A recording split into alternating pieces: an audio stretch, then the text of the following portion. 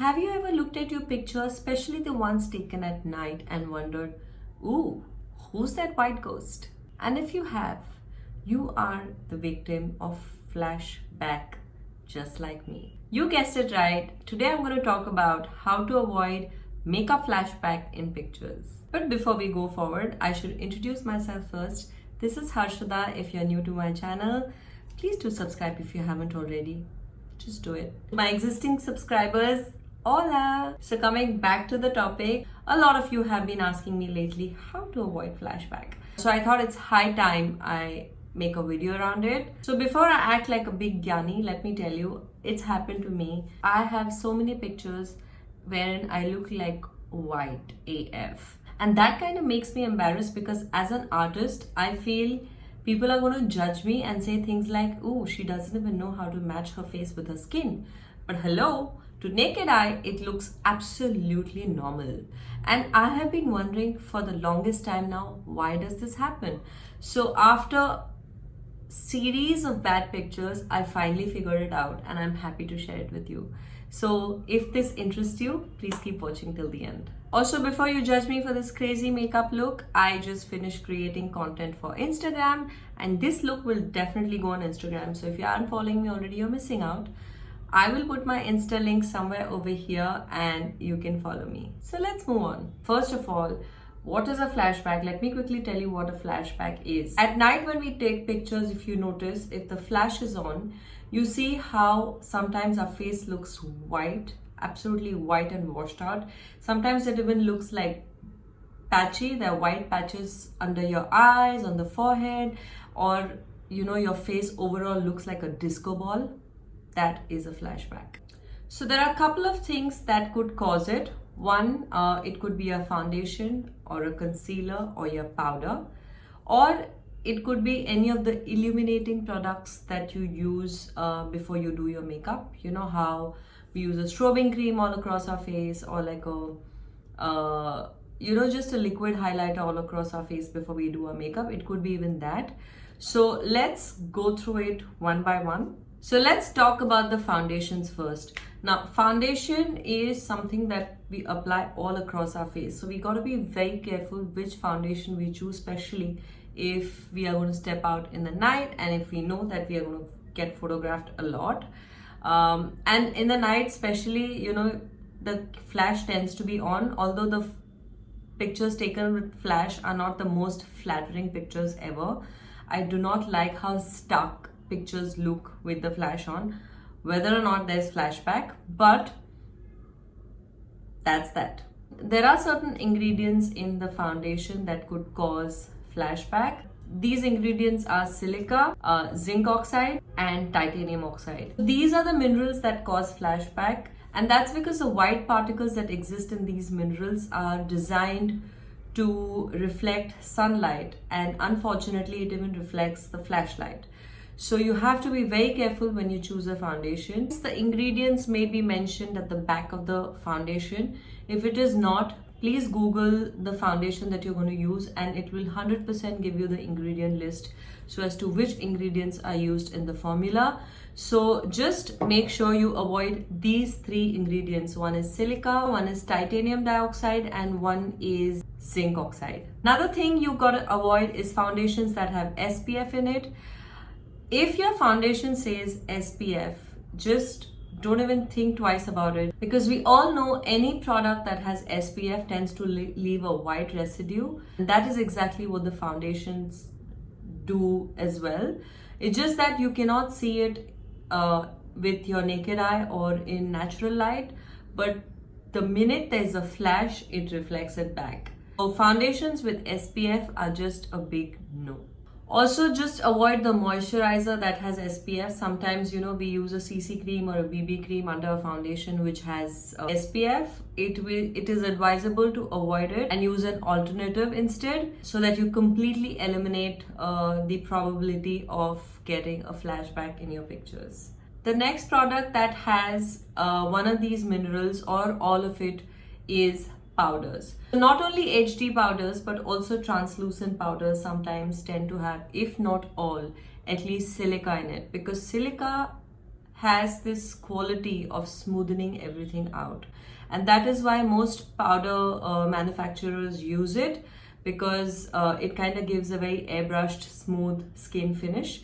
But there are powders that don't use it. One of the powders that I know for sure is the Ben Eye Luxury Banana Powder, which is this one. This is a yellow powder that is usually used under your eyes, and let me tell you something, I use this powder under my eyes all the time, and I've never had a flashback whenever I've used this powder under my eyes. Powder is the topmost layer that shows on your skin after foundation, so you got to be very, very careful when you use powders. Sometimes even if you have used a foundation that has silica or that has light reflecting qualities, if you use the right powder on top of it to set the foundation, the chances are it will not reflect light. So that is another way to balance out a foundation that is reflecting light, by using a powder that is not reflecting light. So yeah, that is a hack that you can keep in mind, just in case you have an absolute favorite foundation that you can't live without but reflects light. The only way to use it is by using a powder that does not reflect light. Just set your foundation with a powder that does not reflect light and it will be absolutely fine. Besides Ben Eye, Laura Mercier powder is also very good. It does not reflect light. This is Laura Mercier translucent powder. Another powder which is very good is the MAC Studio Fix powder. This is a pressed powder which is excellent, does not reflect light at all. And in the drugstore range, the Fit Me powder by Maybelline is extremely good. Just make sure you have one of these powders in your makeup kit at all times. One of the things that we see many women do is using an under eye highlighter which is way too light. That is a very, very bad idea when you're stepping out in the night, whether or not you're going to be photographed, because the contrast is so stark to naked eye that it is definitely going to show in the pictures. So choosing a concealer which is 1 or max 2 shades lighter than your foundation is a good choice for highlighting your under eye, as opposed to using a concealer which is way too lighter to highlight your under eye. So do not do that mistake, because that is definitely going to give you a flashback. Another way to avoid flashback is by not baking.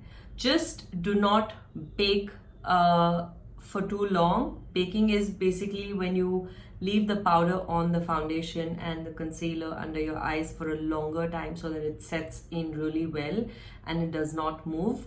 Well, you can eliminate this step from your makeup routine if you're going to be photographed in the night, because baking definitely gives white patches. So it'll be a good idea to take little amounts and just sweep it across your face instead of letting it sit on your face for longer time and then taking it off. We all know our obsession with highlighters. I know so many women who love to walk around like they're golden goddesses or something.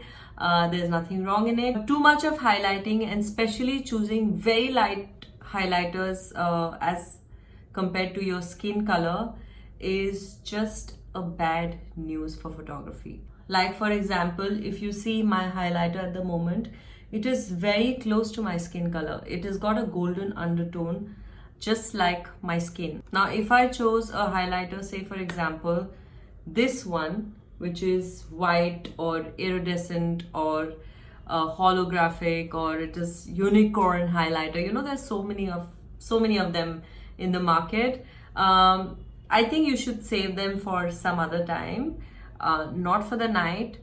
Especially not if they are way lighter than your skin tone. If you're a very fair person, then it's okay to use them because it's going to complement your skin and it's going to look nice in the pictures as well. But if you're my complexion, like a dusky person, if you're going to use colors like moonlight and starlight and unicorn and things like that, it is just going to look really, really bad. Let me show you an example. Just quickly show you what I'm talking about. This is a highlighter which is light pink slash lavenderish. I'm going to apply it on top of it. You know what I'm talking about? You see how white it looks on my skin? Because this is not complementing my skin at all. You see how white it looks? This is exactly what is going to happen in pictures as well. It is just going to look too white. You see this side, it looks so natural. Although this side is glowing as well, but it's just that it's from the same spectrum of color as my skin tone, and so it does not look too stark as opposed to this one. You see this glows as well, but this looks very unnatural and it looks too contrasting. If you see, you can still see this white patch, and that is exactly what I'm talking about. If you're a dusky person, choose bronzy, golden, yellowish toned highlighters. If you're a very fair person, if you're a light colored person, you can choose, you know, those lighter highlighters. So that is, okay, let me take this off because it's bothering me. Although I'm blending it, it still looks white. Can you see?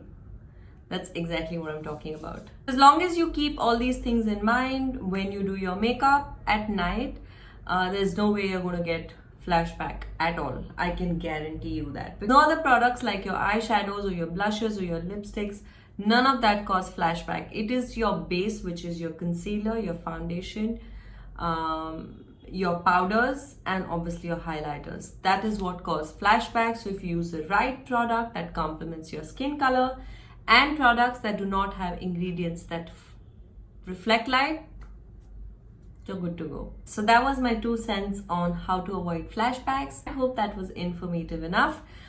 If you know more on how to avoid flashback photography, please do leave those comments in the comment section below. I would be more than happy to learn about it. Also, if there's any feedback, please let me know. Also, please let me know how you like today's video, because that means a lot to me. I'll see you in my next video really soon. Don't forget to subscribe if you haven't already, please, and share it with your friends. That's it for now. I will see you in my next video. You take care of yourself. Bye guys.